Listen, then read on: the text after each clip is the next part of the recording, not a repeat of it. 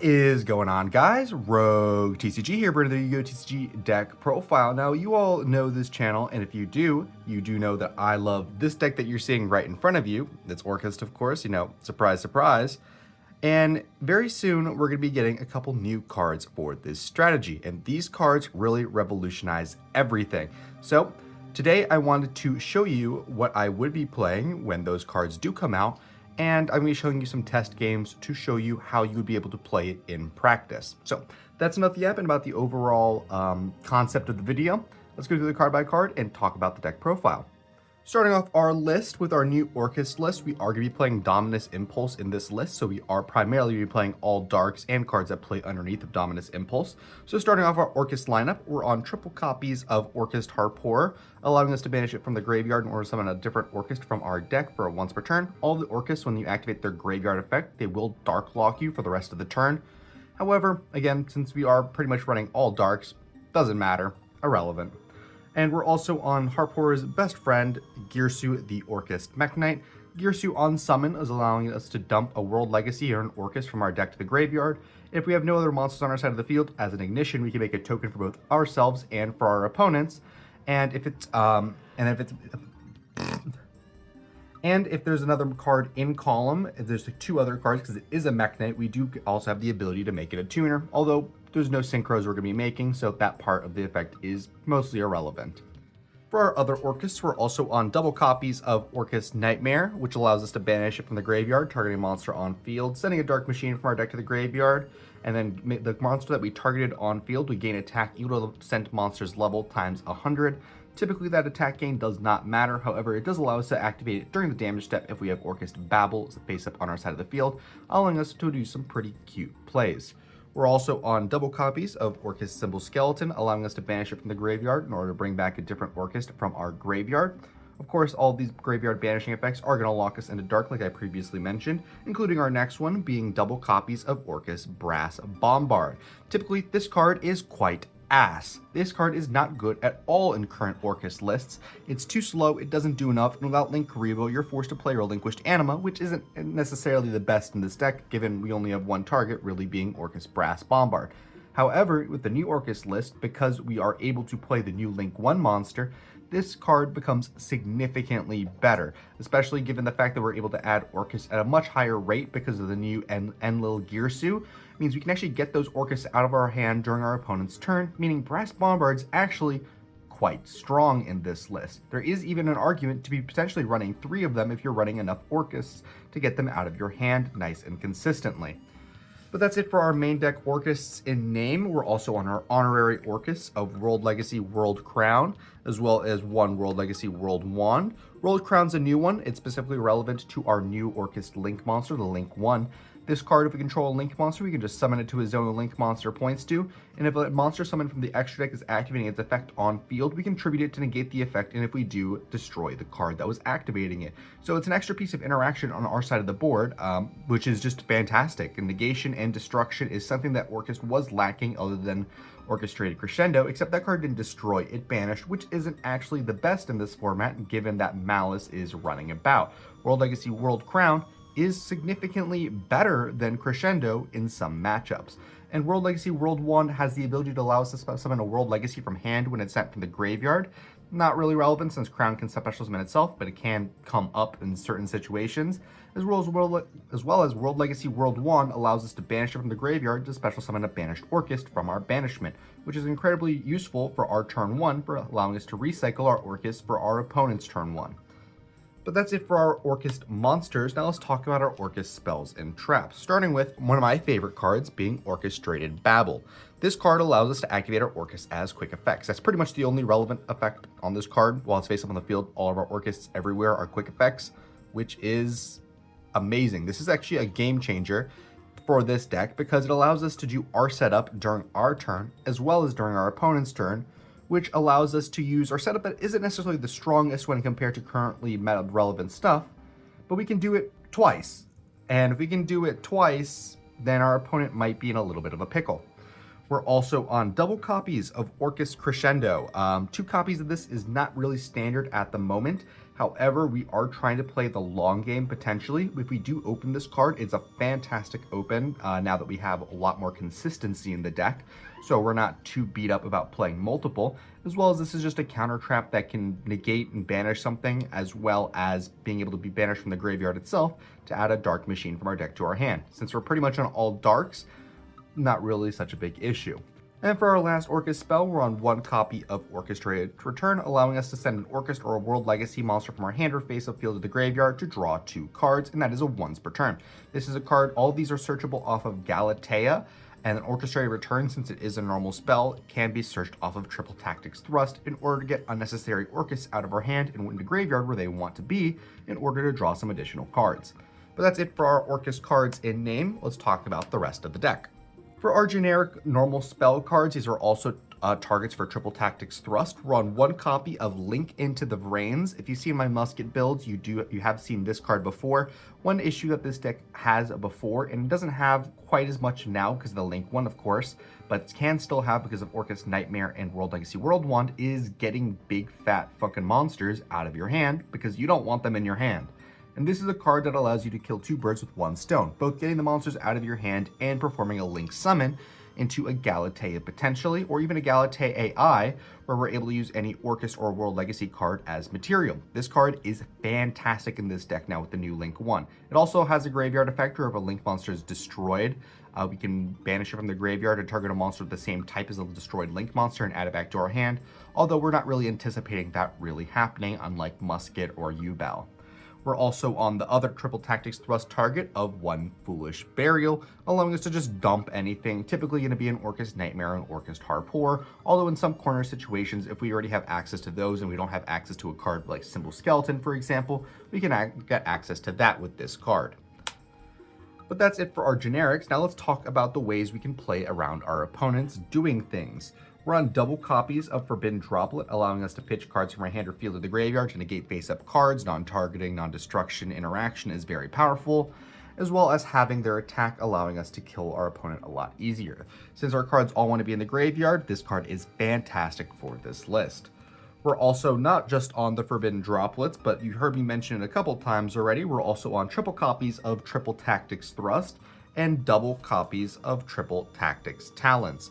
These cards allow us to play to hand traps amazingly, which is an issue with this deck since we are running it pure. Hand traps do kind of screw us over if we get interacted at the right junction. These allow us to kind of balance ourselves out a little bit, as well as Triple Tactics Thrust specifically is counterplay against both Nibiru and Bystials, which are quite harmful for the deck because Nibiru is just going to get rid of all our links and end us on pretty much nothing except for Babel and maybe Crescendo, while the Bystials are going to be able to spot remove specific cards from our graveyard, which we want to have access to. So being able to run these 2 cards can allow us to balance out for that.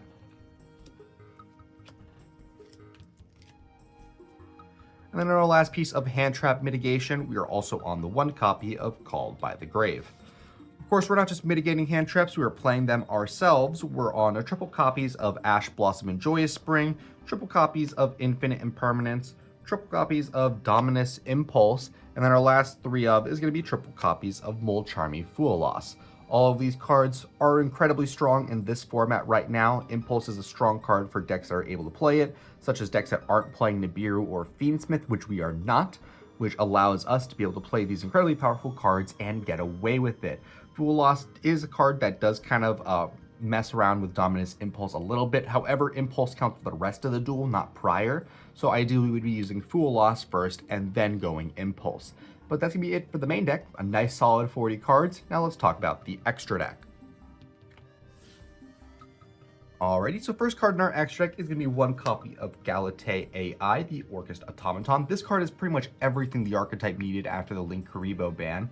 This card, I obviously can't read it since it is in a different language. I can't read it either, so I got it pulled up on my screen, and let's see what this card can do.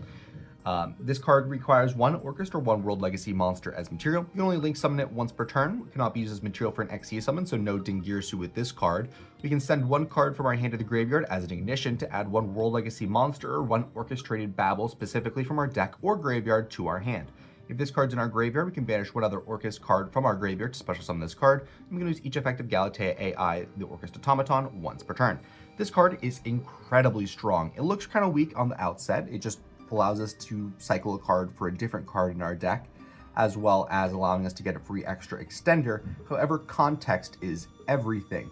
This card allows us to recycle yugioh, the Orcust Mech Knight, which is something the deck did not have the ability to do previously, as well as if we do add an Orchestrated Babel with this card, we're going to be able to activate both of those effects on our opponent's turn as a quick effect, which is incredibly strong, not only because it allows us to banish cards from our graveyard to prevent stuff like Charmer plays and Bestials, but also allows us to search our World Legacies during our opponent's turn by pitching cards out of our hand. Specifically, maybe, for example, if you pitched a card, will be added back to our hand with our new Link 4, which we're going to be getting to very soon. So this card is fantastic, and you can ideally, when the new cards come out, you can be playing 1 to 2 of these, and I feel like that'd be doing really well.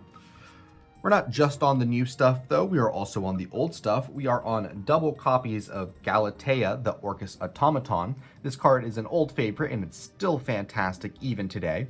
This card needs 2 effect monsters, including an Orcust monster, which is one of the downsides previously with yugioh, is it made a token, which is not an effect monster, so you would have to play Link Spider, which is an earth monster, so you'd have to do that before you commit to any Orcust plays. Galatea-i now solves that issue, turning the token into an effect monster. But Galatea, the Orcust automaton, needs 2 effect monsters, including an Orcust. This linked card cannot be destroyed by battle. You can target one of your banished machine monsters, shuffle it into your deck, and then if you can, set an Orcust spell or trap directly from your deck to your field. And that is a once per turn. Not too much text on this card, very unassuming, I would say. However, being able to every single turn recycle your banished Orcust and be able to put a field spell, a counter trap, or a draw spell on our side of the board is incredibly strong, as well as just a really good tool for linking up. So we are on 2 copies of Galatea. We're not just on Galatea, we're also on her husbando, being yugioh, the Orcust Orchestrator. It needs 2+ effect monsters, including an Orcust. It points up left and up middle, as well as down right. This linked card cannot be destroyed by card effects. You can target 2 of your banished machine monsters, shuffle them in the deck, and then you can send 1 linked monster your opponent controls to the graveyard. This card cannot attack the turn we activate that effect, and we can use this effect of yugioh, the Orcust Orchestrator, once per turn. Incredibly strong effect. A lot of people will just overlook this card because it's just a card, right? They don't really know what linked monster really entails. However, if you do know the deck, you are recognizing this as a piece of non-targeting, non-destruction removal, which is incredibly strong in this format specifically, in all future formats, I imagine, where we're able to interact with cards without really interacting with them, if you know what I mean. This is not just the only piece of non-target, non-destruction removal. There are 3 different pieces in the actual strategy, and this is just one of them. So we are playing 1 copy of yugioh, the Orcust Orchestrator. And then we're on 1 copy of yugioh, the Orcust Mech Knight, the other new card in the strategy. This card is a link 4, points middle left, bottom left, top right, and middle right. It has 2600 attack, and it needs 2+ monsters, including an Orcust Link monster as material. So typically you're going to be using yugioh plus the Link 1, or we're going to be using a Galatea plus a Link 2, for example, like SP Little Knight or IP Masquerena. And this card reads, we can target one of our banished Orcust or World Legacy cards, add it to our hand, then we can shuffle 1 card from our hand into the deck to take control of 1 face-up monster our opponent controls. That is non-targeting, non-destruction removal, it is resource generation, and it's a way that we can put back cards in our hand that we want in our deck, like World Legacy World Want or Orcust Nightmare, in order to get advantage off of them. And if this card is in their graveyard because it was sent there from the extra monster zone this turn, we can banish it to send 1 card on the field to the graveyard, and we can lose each effective yugioh, the Orcust Mech Knight, once per turn. Incredible card. Not only is this 1 piece of non-targeting removal, this is 2 of them stapled together in 1 package. Incredibly strong card, and this is one of the most meanest, baddest boss monsters that they could have given the strategy. Incredibly happy to see it. And our last 2 Orcust cards in name in our extra deck are going to be double copies of yugioh, Orcust of the Evening Star. We're never going to be summoning this the correct way. We can also summon this by just slapping it on top of a Orcust Link monster we control. Of course, we can't use Galatea-i as material. However, we can use Galatea, yugioh, or yugioh as material. This card reads, on summon, we can either send one card that's on the field to the graveyard, or we can attach one banished machine from our banishment to itself as material. It also has the static effect, where if a card on field to be destroyed by a battle or card effect that we control, we can attach a material from Dingirsu instead. That isn't a once per turn, and it's amazing protection. The one downside of Dingirsu is we can only summon him once per turn. It's not just from the extra deck, it's in general, so once he hits the board, he's not hitting the board again that turn. This card's incredibly powerful though, and we're playing 2 just in case our opponent is able to remove 1, either with Kashtira Unicorn or banishing it from our graveyard, and we don't really want to access it from banished if that's the case. So we're on 2 copies of Dingirsu. That's it for our Orcust though. Let's talk about our generic cards. We're going to go a little bit quicker because I'm going to assume you know what these generic cards do. We're on 1 copy of IP Masquerena and 1 copy of S. Penis Little Knight. We're also on 1 copy of Dark the Dark Charmer Gloomy for our generic Link 2s. All of these cards are incredibly powerful both for link climbing and for providing interaction against our opponent, so we are playing them. We're also on 1 copy of Nightmare Unicorn, which might be a surprise to a lot of players. This card has been mostly power crept by SP Little Knight specifically, however it has 2 things going for it. Number 1, it's a cheap card, and that's not saying like this deck is budget. You saw triple Fool Loss, triple Impulse in this list. This deck is not budget in the slightest.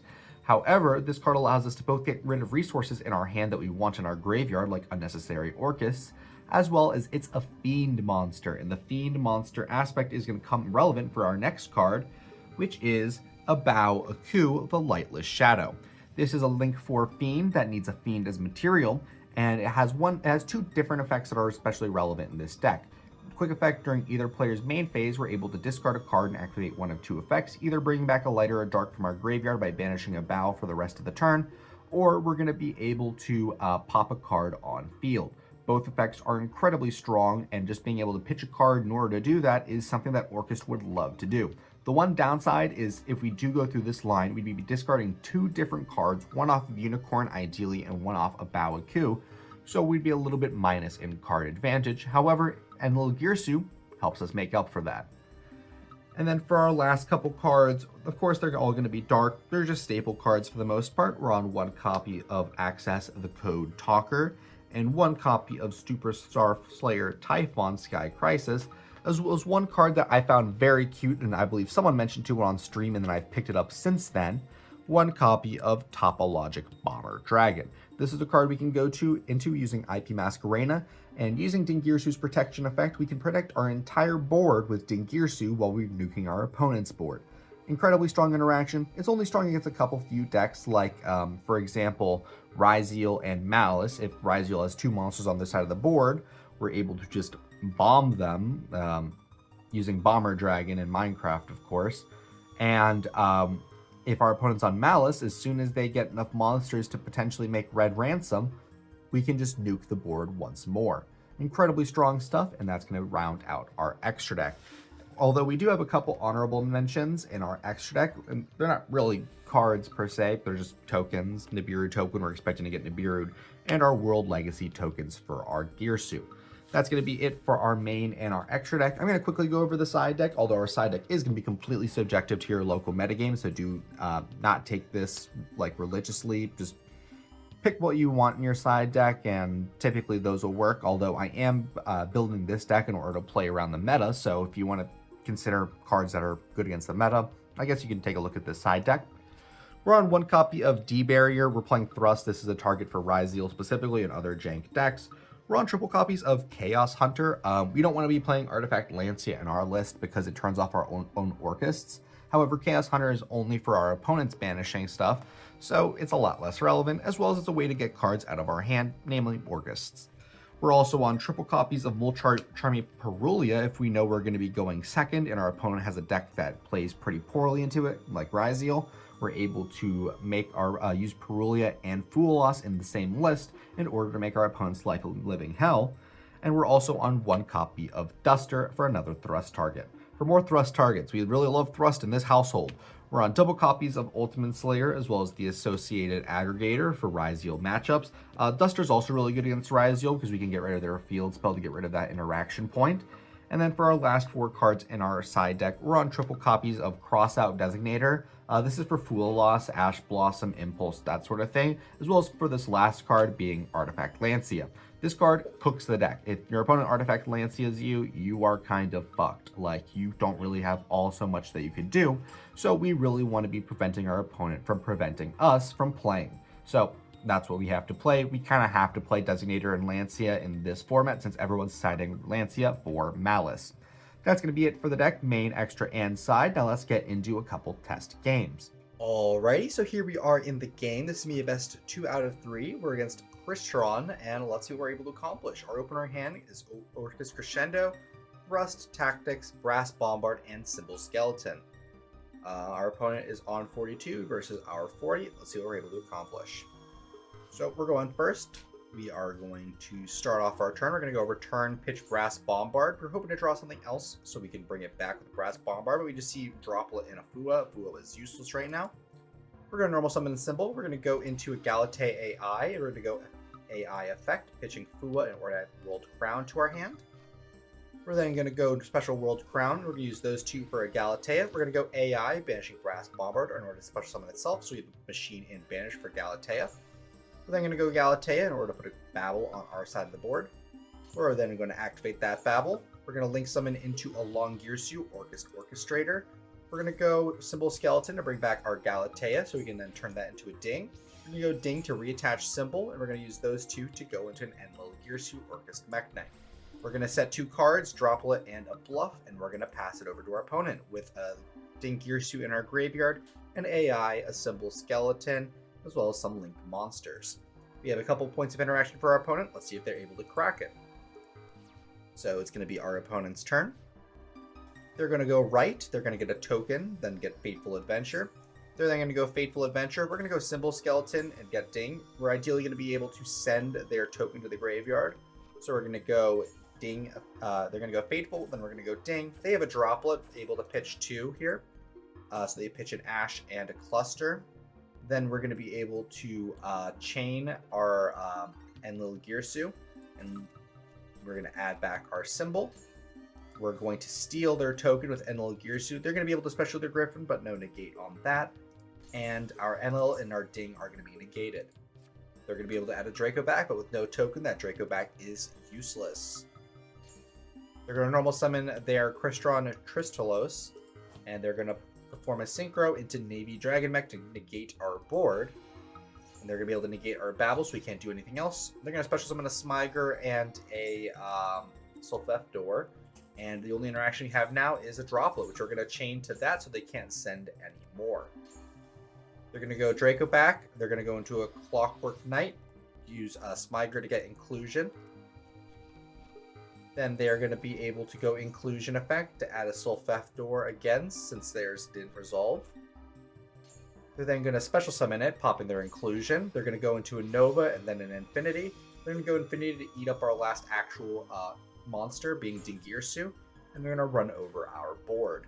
Now they're ending on with an Infinity and with a Clockwork Knight. I do believe they also were able to add their Ash Blossom back to hand with Navy Dragon Mech. So they do have 2 points of interaction against us. Let's see what we're able to accomplish. They're also going to go right to add it back, add follow-up with Right of Hermesir, and they're going to pass it over to us. We draw a Nightmare for turn. We're going to be able to summon a Galatea-i and then dump a Nightmare. They're going to Ash it. We're going to Nightmare to dump a Harporer, and we're going to move on to main phase. We're going to go normal summon symbol, go into a Galatea to go to Crescendo for next turn. Then we're going to go Harporer effect. They're going to Infinity. And then here we're able to reveal our Thrust, grabbing Talents. We're then going to be able to activate and take their Cyber Dragon Infinity, taking their Clockwork Knight, going Symbol Skeleton to bring back Longirsu, and Longirsu to add back Symbol Skeleton, go into a Dingirsu attach, and then we're able to just go in for lethal because of their own Cyber Dragon Infinity. Let's see what we're able to accomplish in our next game. Alright, so here we are in game 2. We open quite bad, to be completely honest. We open Talents, Thrust, Droplet, called by Link into the Brains, no Orcust to be seen, and we'll see what we're able to accomplish going second. Our opponent is going to be able to play without any interaction here, so I'm going to just let them do their combo. They're going to go Inclusion to add Sulfethor, Fateful Adventure here, Sulfefdor in order to pop Inclusion, specialing itself, Adventure, and Sulfefdor, sending their Sulfefnir and adding a Draco back. And then here they're going to go Sulfefnir in order to summon itself out, sending a Smyger to add another Inclusion. And then they're going to be able to normal summon out their little boy, and then they're going to be able to grab back their cluster with the Skeletos. Tristalos is going to be able to special summon 2 by popping a Skeletos. Skeletos is going to be able to special summon Sulfefnir. Fateful Adventure is going to add a Water Enchantress and then discard the Draco back.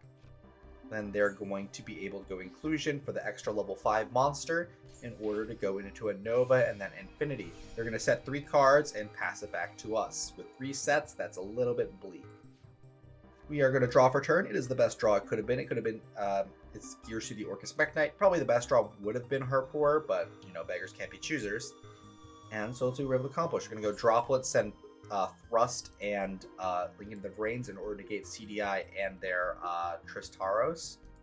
We're going to go normal Girsu effect. They do have a Droplet for that. We're going to go into a Galatea-i, pitch Called By into a World Crown. Here they're going to be able to, on point of resolution, go Cluster to destroy our Galatea-i. We're going to be able to bring it back by banishing our Girsu, but with nothing else to do, we are just going to have to scoop it up. Now let's move to our Game 3. Alright, here we are in Game 3. We've opened Harpoor, Brass Bombard, World Wand, Impulse, and Babel. And let's see what we're able to accomplish going first. Here, the first thing we're going to do is activate that Babel. Then we are going to normal summon Brass Bombard, go into Galatea-i, AI, send World Wand to add. They imperm that, that's fine. We go Brass in order to summon Harp, go into a Galatea, Harp effect in order to special. They will Ash that Harp. We'll go World Wand in order to bring back that Harp. Then we're going to go Galatea in order to set a Crescendo. And then from here, we're going to be able to go into a Long Girsu, Galatea-i in order to summon itself back out, go into an Enlil Girsu, Enlil Girsu to add a card back to our hand, being a Brass Bombard. We're going to set our Dominus, and we are going to pass it to our opponent. They draw an Imperm off the top. We're going to Crescendo that so we can keep the Enlil on. We're going to go Harpoor at Resolution to summon a Girsu. Girsu effect to send a Symbol Skeleton. And we're going to hand over priority to them. They're going to go Inclusion to add Sulfefdor. They're going to go Sulfefdor effect to pop Inclusion. We're going to Impulse that. They're going to go normal summon Tristalos. We're going to try to steal whatever they're going to be synchro summoning here. And by adding back this Harp, we're going to be able to do so by putting the Brass back. And they're going to have to keep extending. Sulfafnir into Sulfador. Then Sulfador actually can use its effect now, sending their spell. The spell is going to activate, bringing one back. And then here they're going to go into another Askeletos. Askeletos is going to add back Cluster. And then they're going to go Tristalos to replace that with 2 5s. They're going to go the 2 5s. They're going to go Askeletos to summon back the Tristalos, go into a Nova. Here's our last chance to use our Symbol Skeleton before it can get negated by Infinity. So we're going to bring back our Long Girsu to make our board stickier. They're going to go CDI effect to eat up our Long Girsu. And they have to run over our Girsu because the Skeletus is lowering all their monsters. We're going to take some damage. They're going to set their Cluster and they're going to pass 2 points of interaction versus double Harpoor. We're going to normal summon Harp. We're going to make a Galatea. They're going to go Cluster. We're going to go Galatea to put back a card to set a card. They're going to go Tristalos. We're going to go Enlil Girsu. They're going to go CDI, and then we're going to go Harpoor. And then we're going to go Galatea-i, and then we're going to go Crescendo, Chainlink 8. We're going to add a World Legacy World Crown from our deck to our hand. Then we're going to summon a Galatea-i. We're going to summon a Girsu, the Orcust Mech Knight. Our card's going to get negated and destroyed. They're going to summon a Smyger. They're going to summon a Hagoita. We're going to set an Orchestrated Return, and that chain has been resolved. We're going to go Girsu. We're going to go Galatea-i in order to cycle this Harpoor out for a World Wand. And they are going to be popping our Babel. We're going to send a Symbol Skeleton to the graveyard. We're going to go Enlil Girsu effect in order to send their Cyber Dragon Infinity to the graveyard. We're going to make another Galatea so we can summon our World Legacy World Crown so we can have a negation point. If we don't have Babel, we might as well have something. We're going to go Return in order to pitch this World Wand. In order to draw 2, we find an Ash and a Brass. We're going to make a Ding Girsu. We're going to use it to send a card, sending the Cluster so we can remove from the equation. We're going to special summon that Enlil back out. We're going to go Symbol Skeleton in order to special summon our Long Girsu back out. And we're going to try for lethal. We're a little bit off, though. I believe we're about 500 off from lethal. Yep, we're 500 off from lethal, but with this board now, we don't really have any interaction because we don't have Babble Up. We have Ash, we have a negation of a monster special from the extract with World Crown, and we have protection for our board with Dingirsu. Galatea is also protecting itself, and as they summon something to the EMZ, our Longyear is going to protect itself as well. They're going to go Smiger, we're going to Ash the Smiger, then they're going to go Sulfador, pop, special to Sulfador in order to dump 2. They're going to go Inclusion to special summon a monster back from the graveyard, a Skeletus. They're going to go Thirst Fern in order to add Citry to hand. They're then going to normal summon said Citry, and then they're going to go into a Vermilion Dragon Mech. Vermilion's going to pop, we're going to protect. They're going to link off, they're going to pop it in order to special summon 2. That's going to add back their Ash Blossom from Banishment. They're going to go into Kambara. They're going to attack, mandatory activation. Because it's an activation, we can negate the activation of World Crown, and then we're going to be able to negate and destroy the Chambara. Our opponent's going to move to main 2, realize there's no coming back, and they are going to surrender. Thank you all so much for watching, if you still are. Thank you to my one member. Thank you, Ari. If you want to be a member, please stay tuned to the end of all my videos where I give more details there. But that's about it for me. Again, thank you all again once more just for watching, and I'll be seeing you all later. Bye-bye. Thank you guys so much for watching the video. If you wanted to talk to more Yu-Gi-Oh players like yourself, I would highly recommend checking out our Discord server. Link is going to be in the description, as well as the QR code on screen. We do talk somewhat frequently about Yu-Gi-Oh and the current meta, so I would really enjoy to see you there. As well as we do recently now have channel memberships available on our YouTube channel, where we have 3 different tiers. We have Super Supporter at $2 a month, where you get loyalty badges, emojis, guaranteed comment responses, a shout out at the end of every video, as well as access to the members only Discord channel, where you get early sneak peeks at future videos. There is the Giga Supporter at $5 a month, where you have early access to all new videos about a day or 2 before they go up, as well as all the previous offers. And for $15 a month, we do have our final tier, which is going to be Femboy Fanatic. You get a guaranteed customized video every single month, as well as 1 hour of my time. Could be for anything you'd like. You want a duel? Absolutely. You want me to help build a deck? Absolutely. You want to play some Helldivers? Sure. I'll do anything for an hour once a month. But supporting does help me out quite a lot, and it does help me produce all of these videos. So thank you guys so much for watching, and I'll be seeing y'all later. Bye-bye.